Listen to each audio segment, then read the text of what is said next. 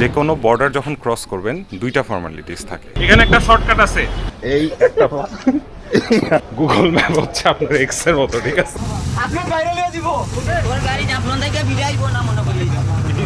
খুবই টক্সিক রোজ। রোজ জার্নি কিন্তু এখান থেকে স্টার্ট করতেছি। আমরা এখন যাচ্ছি হচ্ছে সাইদাবাদের উদ্দেশ্যে। আর এখন কথা হচ্ছে সাইদাবাদ কেন যাচ্ছি, যাবো তো ডাউকি, তাই না? এখানে একটা শর্টকাট আছে, সাথেই থাকুন, দেখাচ্ছি শর্টকাটটা কি।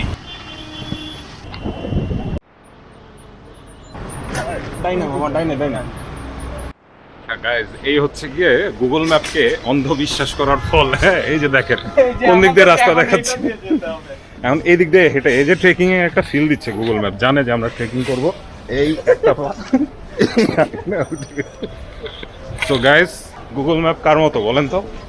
গুগল ম্যাপ হচ্ছে আপনার এক্স এর মতো, ঠিক আছে? বিশ্বাস করবেন ঠকবেন, খুবই টক্সিক রোজ। ভাই সালেম নামে বুকিং আছে দুইটা, দেখেন ফ্রন্টের দুইটা সিট থাকার কথা। আচ্ছা গাইস, তো যেটা বলতেছিলাম আর কি, যে এখানে সায়দাবাদে কেন আসছি, আসলে ডাউকি বা শিলংয়ের দিকে যারা যাবেন বা জাফলংয়ের দিকে যারা যাবেন, দুইটা অপশন থাকে। এক নম্বর অপশন হচ্ছে গিয়ে নন এসি বাস বা এসি বাসে করে হচ্ছে আপনি সিলেটে যেতে পারেন। সিলেট থেকে ওইখান থেকে আবার হচ্ছে গিয়ে সিএনজি করতে হবে। এটা গতবার আমি যখন হচ্ছে শিলংয়ে গেছিলাম তখন তাই করছিলাম। বাট এই টাইমে এই যে আমার এই ভাই শাহরিয়ার ভাই, উনি একটা ভালো বুদ্ধি দিলেন। সেটা হচ্ছে গিয়ে একটা বাসের নাম বললেন, যেটার নাম হচ্ছে আহমেদ পরিবহন, এবং এটা হচ্ছে সরাসরি এখান থেকে ডাউকি যায়, জাফলং এর ওই পয়েন্টটা পর্যন্ত যায়। এখন এখানে যেটা সুবিধা হলো গিয়ে, যে যারা বাজেট ফ্রেন্ডলি ট্যুর করতে চাচ্ছেন বা সোলো ট্যুর করতে চাচ্ছেন, তাদের জন্য এটা একটা ভালো অপশন হইতে পারে। গাড়ি হচ্ছে গিয়ে হিনো ওয়ান যে বলছে, এখন প্রশ্ন হচ্ছে গিয়ে সার্ভিসটা কেমন, সেটা দেখার জন্য সাথে সুবিধা একটাই যে ডিরেক্ট যাবে, আর এই বাস কিন্তু দুইটাই ছাড়ে ওদের, একটা রাত 10টা আর একটা 11টা, এর বাইরে আর কোনো বাস নেই। আর রাত 10টার টিকিটের প্রাইস হচ্ছে গিয়ে 600, আর রাত 11টার যেটা সেটার হচ্ছে গিয়ে 650। হিনো ওয়ান যে হচ্ছে গিয়ে রাত 11টারটা, আর হিনো ওয়ান যে আগের মডেল হচ্ছে গিয়ে রাত 10টারটা। তো দেখতে থাকুন এই বাসটার সার্ভিস কেমন জানার জন্য সাথেই থাকুন। এই হচ্ছে অবস্থা। আরেকটা গাড়ি নাকি নষ্ট হয়েছে, সেই গাড়ির সব যাত্রী এখানে উঠাচ্ছে। তারা নাকি সারা রাত এভাবে দাঁড়ায় দাঁড়ায় যাবে, এই হচ্ছে অবস্থা। আর আমাদের সময় তো নষ্ট। এখানে প্রায় আমরা 1-1.5 ঘন্টা দাঁড়ায় আছি।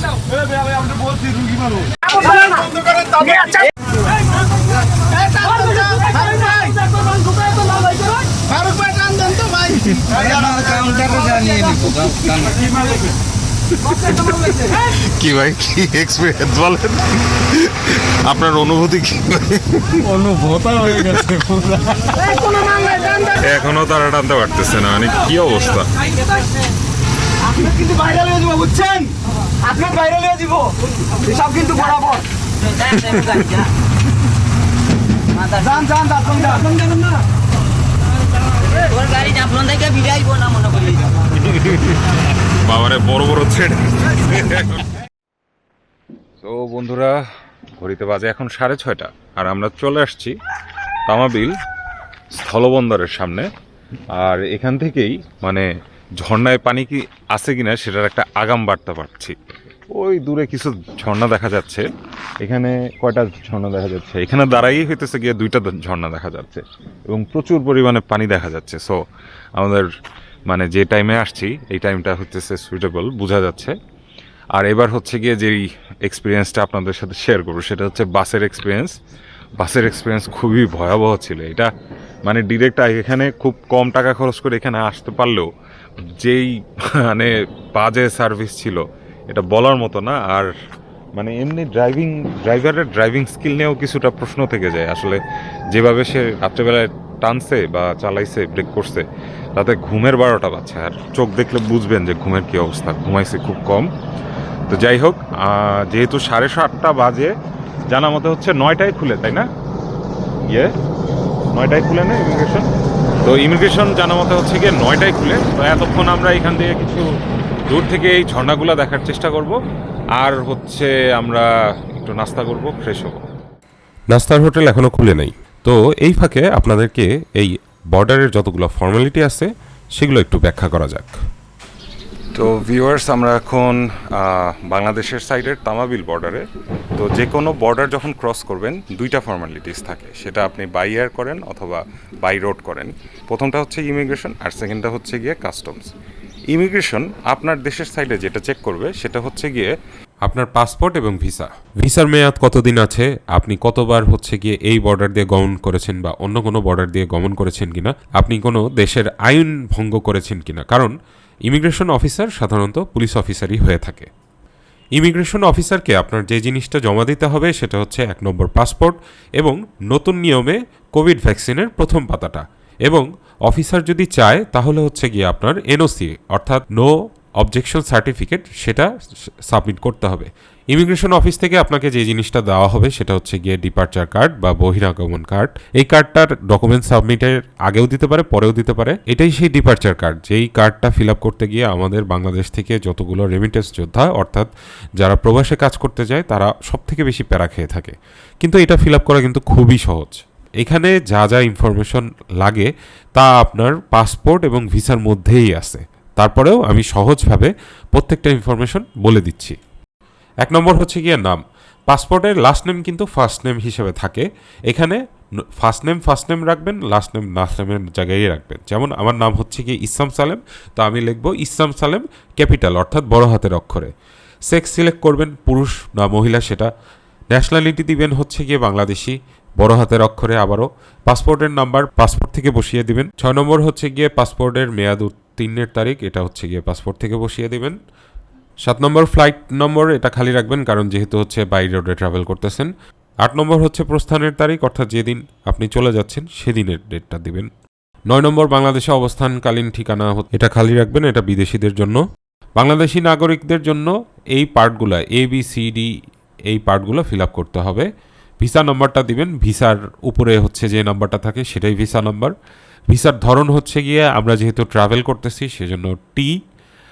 মোবাইল নম্বর আপনার নিজের যে মোবাইল নম্বরটা আছে সেটা দিবেন, বাংলাদেশেরটা।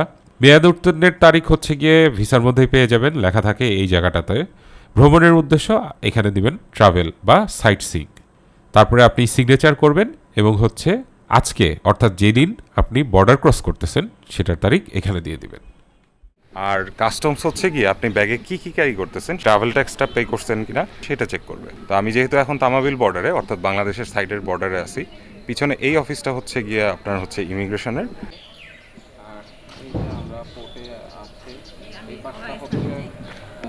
আর এই পাশের অফিসটা হচ্ছে গিয়ে কাস্টমসের।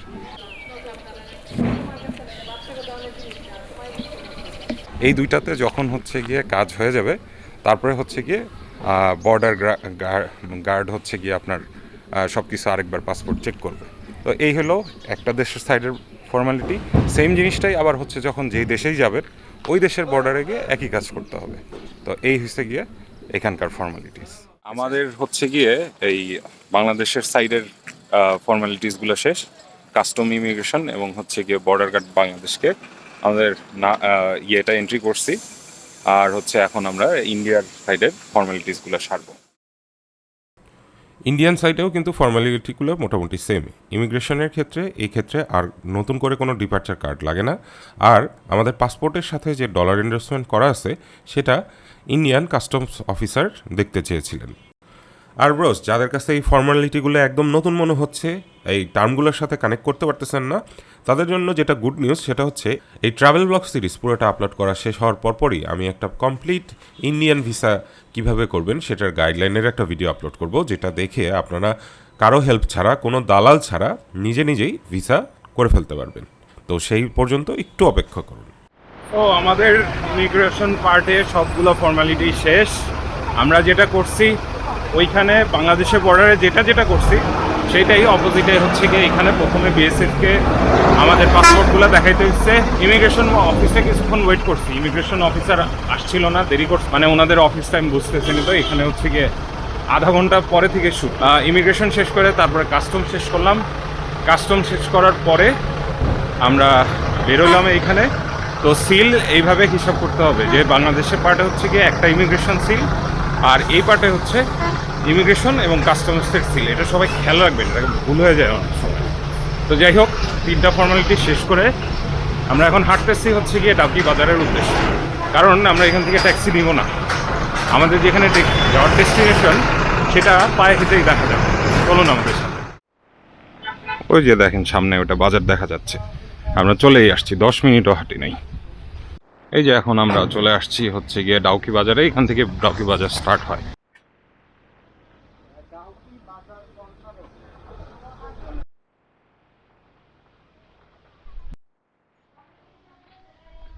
এই যে মানে বাজারটা না পাইতে পাইতেই হচ্ছে গিয়ে একটা ওয়াটারফল দেখা যাচ্ছে। এখান থেকেই বাজার স্টার্ট, সুন্দর সুন্দর বিল্ডিং দেখা যাচ্ছে। ডাউকি বাজার কিন্তু যারা বাই রোডে ট্রাভেল করেন তাদের জন্য খুব ইম্পর্ট্যান্ট এরিয়া, কারণ এখান থেকেই আপনি কিন্তু হচ্ছে গিয়ে ইন্টারন্যাশনাল কারেন্সি অর্থাৎ ডলার ভাঙাইতে পারবেন, এবং শিলং, চেরাপুঞ্জি বিভিন্ন এলাকার শেয়ার্ড সুমো এখান থেকে পেয়ে যাবেন। তো ভিউয়ার্স, এটা হচ্ছে গিয়ে ডাউকি বাজার। ডাউকি বাজারে দেখতে পাচ্ছেন এই যে ডুয়েল কারেন্সি কার্ড যারা করবেন, এখান থেকে ওই স্টেট ব্যাংক অফ ইন্ডিয়ার শাখা আছে, এখান থেকে আপনারা হচ্ছে গিয়ে রুপি উঠাতে পারবেন ডলার ভাঙায়। আর এখানে কিছু ডলার এক্সচেঞ্জের দোকানপাট আছে, সেগুলোতে আমরা একটু কথা বলে আপনাদেরকে ইনফরমেশনটা জানাবো যে এখন কেমন রেট করতেছে। তবে জানা মতে এখন যেই রেটই চলুক না কেন, কোনোটাই ভালো না, এই হচ্ছে গিয়ে অবস্থা। তো আপাতত এখানে একটু ঘুরি, দেখি এখানে খাবার টাবার কি পাওয়া যায়, সাথেই থাকুন। এই যে দেখা যাচ্ছে জাফলংয়ের এখানে একটা বড় গাছের মতো আছে, আর আমাদের জাফলং এখান থেকে ক্লিয়ার দেখা যায়। আর নিচে কিছু দোকান আছে, সেগুলোও দেখা যাচ্ছে। আমরা দেখি এখন এই দিকের নাম বলি, কি ট্যুরিজম অ্যান্ড ডেভেলপমেন্ট সোসাইটি। তো এখান থেকে মনে হয় বোটগুলো ভাড়া পাওয়া যায়। আমরা দেখি নামি আস্তে আস্তে।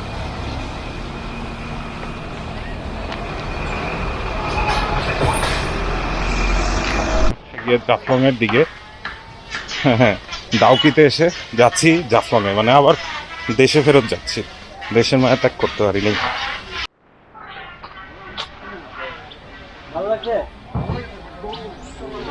কি ব্রাদার, কেমন লাগতেছে?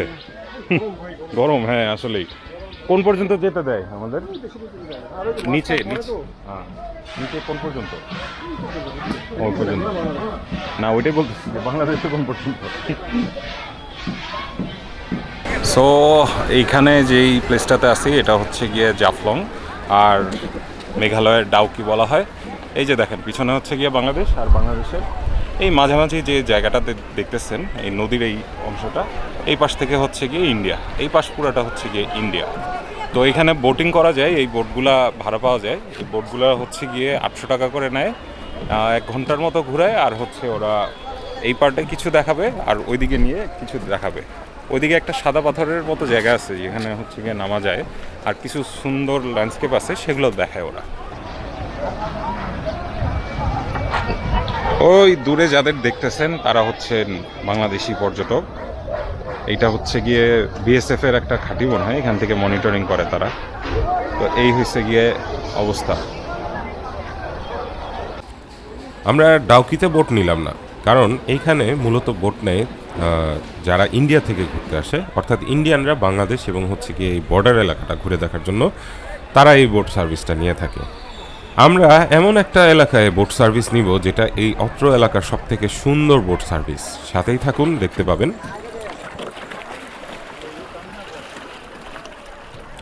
আর ওই যে দেখুন দূরে দেখা যাচ্ছে ভূতের পাথর। এই ভূতের পাথর নিয়ে কিন্তু গতবার গল্প আপনাদের শুনিয়েছিলাম রতন দাদার মুখ থেকে, এবং এটাও জেনেছিলাম যে ভূতের পাথরের ভিতরে নাকি একটা গুহা আছে। ভিউয়ার্স, একটু ধৈর্য ধরুন, শুধু এতটুকুই বলবো।